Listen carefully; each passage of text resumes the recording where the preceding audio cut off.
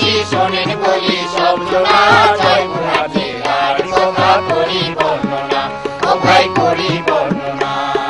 শোনেন শোনেন দেশবাসী শোনেন বলি সব জোড়া, জয়পুরহাট জেলার কথা করি বর্ণনা, ও ভাই করি বর্ণনা। এই জেলাতে 5টি থানা, দেশবাসীর আছে জানা, দেশবাসীর আছে জানা।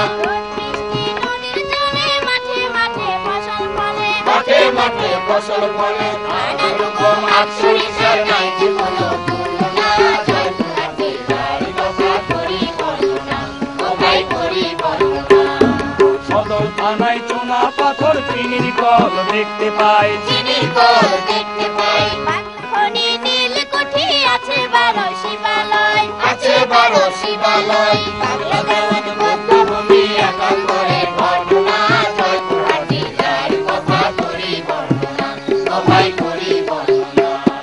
মন্দির থানার মাঠে লক্ষ্মাই চৌধুরীর বাড়ি, লোকমাই চৌধুরীর বাড়ি। পাথর কাটাই নদীর মাঝে পাথর আছে সারি সারি, পাথর আছে সারি সারি। পাল্লা চোখের বাড়ির অনেক আছে নিদর্শনা, জয়পুরহাট জেলার কথা করি বর্ণনা, ও ভাই করি বর্ণনা।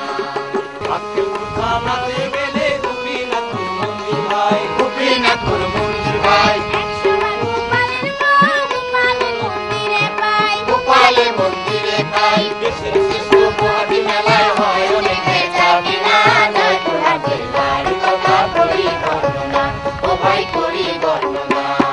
আলোচিত আশরাঙ্গা বিল আছে দেখেন লালমানায়, আছে দেখে লালকানায়। সেই বিলেতে হরেক রকম কৃষ্ণমূর্তি পাওয়া যায়। কৃষ্ণমূর্তি পাওয়া যায়। তার কাছে হিন্দু মন্দির দেখতে বেড়ায় জয়পুরহাট জয়পুরহাট জেলার কথা করি বর্ণনা, ও ভাই করি বর্ণনা।